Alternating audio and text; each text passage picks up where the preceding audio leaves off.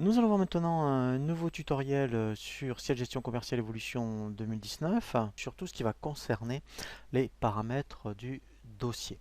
Donc pour cela, dans le menu Dossier, vous avez ici l'option Paramètres et on va voir vraiment en détail ici toutes les options. Donc on va commencer par Société. Alors, soit vous avez complété à la création du dossier vraiment toutes les informations, soit eh bien, vous pouvez le faire à ce moment-là. Ici, vous voyez, donc si vous n'avez pas tout complété, eh bien, dans l'onglet coordonnées, vous renseignerez ici toutes les informations juridiques. Alors c'est vraiment très important puisque quand on verra la personnalisation des documents de vente, toutes ces informations apparaissent. Donc plus vous allez renseigner, vous voyez ici, notamment après tout ce qui concerne le téléphone, le mail, votre site internet, et bien après, je dirais pour les documents de vente, eh bien c'est beaucoup plus intéressant.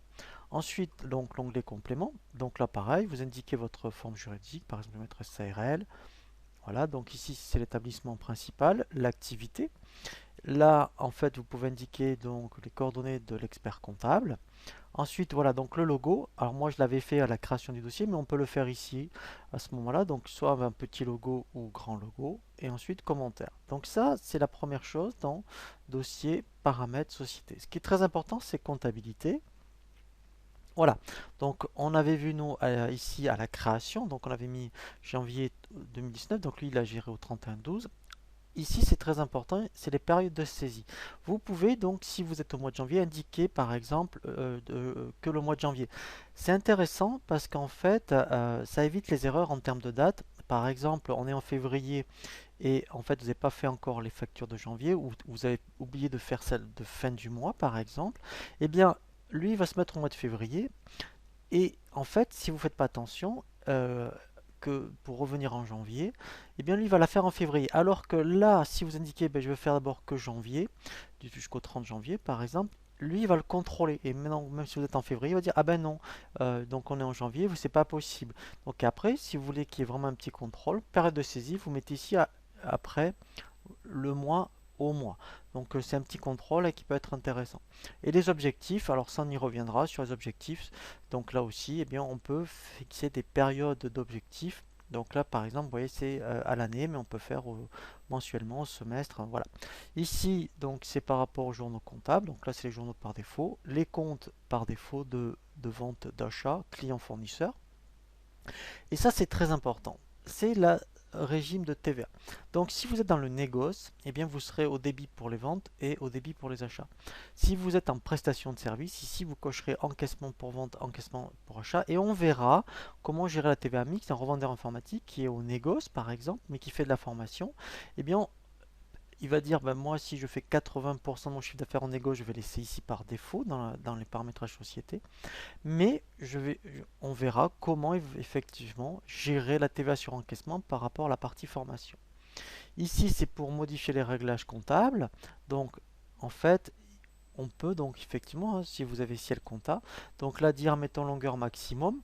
Alors, moi je vous conseille ici de mettre 15, c'est pour ou 13 pardon, c'est pour tout ce qui est alphanumérique pour les clients fournisseurs et 6 sur le numérique sur donc tous les autres comptes, notamment 6 et 7. Voilà, et là après, voilà. Alors là, il faut faire attention, il y a une petite erreur, il faut bien mettre 401. Pourquoi? Parce que quand vous écrivez un fournisseur, si vous ne l'avez pas mis là, il va mettre 40 lui. Donc là, et puis après vous serez embêté. Voilà, donc là, on fait OK. Voilà, donc ça c'était pour les réglages comptables. Maintenant, dans la partie facturation,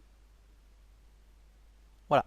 Donc là, en fait, c'est des garde-fous qui sont cochés par défaut. Donc, alors, je vais décocher celui-ci, c'est la taxe parafiscale. On le rencontre très très peu. Gérer les abonnements, c'est vraiment très intéressant, puisque lui, après, effectivement, on verra par exemple les facturations périodiques. Et bien, lui vous fera un rappel au moment où vous ouvrez donc le dossier. S'il y a une facture à générer, il va vous le proposer. Les nomenclatures, donc on verra effectivement un tutoriel spécifique à cet effet. Pareil pour les relations clients et le multi-échéance. Et si vous gérez les stocks, eh bien nous on l'avait coché par défaut et aussi le multi-dépôt. Alors, gestion des clients, donc là c'est pas coché par défaut.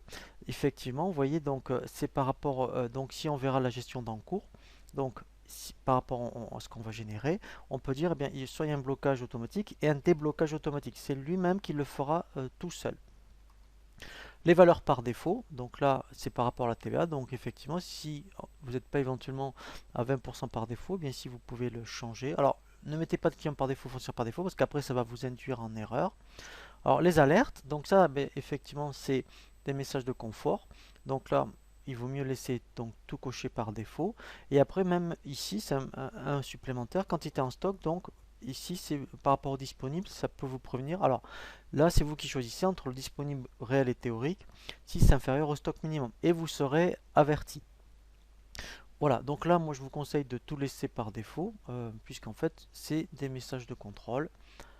Les statistiques, voilà. Alors, ça, normalement, je vous conseille de les cocher, hein, puisque normalement, les remises, comptablement, on les comptabilise plus. Enfin, on apprend ça à l'école, mais sur le terrain, on le voit jamais. Donc, en fait, hein, il enregistrera le net commercial. Voilà, alors ça, comptabiliser les comptes, oui. Et ça, pour les représentants, voilà. Alors, à vous de voir si c'est facture à avoir validée ou plutôt facture à avoir réglée. Voilà, et là, les étapes, c'est, vous pouvez dire que, alors par défaut, au niveau d'édition, il en proposera une. Et après, effectivement, vous pouvez changer, dire que en fonction des clients, c'est vous qui changerez les nombres d'éditions, le nombre d'exemplaires. Voilà, donc ça c'est pour les étiquettes articles selon le stock. Voilà, ça très important. Après, effectivement, c'est par rapport au taux de retard, l'indemnité forfaitaire. Et là, c'est intéressant. Vous pouvez donc mettre des mentions supplémentaires qui apparaîtront, vous voyez, directement dans les pièces commerciales. Donc ça, sincèrement, ça peut être intéressant. Voilà, donc là, on fait OK. Ensuite, par rapport au dossier paramètres, numérotation, donc ça, c'est très important. Alors, si vous êtes en création, là, vous pouvez laisser tout par défaut. Alors, sauf peut-être pour tout ce qui est création des fournisseurs d'articles, si vous avez une codification particulière. Si vous êtes en reprise donc de facturation, et eh bien là vous mettrez les derniers numéros de documents de vente que vous avez utilisés et d'achat. Comme ça, lui, il repartira bien par défaut. Et ensuite, voilà, c'est ici que on va créer la banque principale. Voilà, donc là, je vais mettre BNP par exemple, ici BNP. Et ce qui est très important, voilà, hein, donc c'est ici le RIB, hein, donc là il faudra bien mettre votre RIB, et ici le compte comptable, donc là en fait pareil, il y a ici, vous voyez dans financier, voilà, donc là en fait il n'y en a pas, donc on va le créer en cours de route, je vais mettre le 512, voilà, je vais mettre 512 100, je mets BNP, voilà, je fais OK, alors on verra hein, quand vous avez des banques secondaires, voilà, et après effectivement on verra pour tout ce qui concerne les virements, mais ça c'est au moins le minimum qu'il faut mettre. Voilà, donc là on a bien vu en détail tout ce qui concerne dossier paramètres.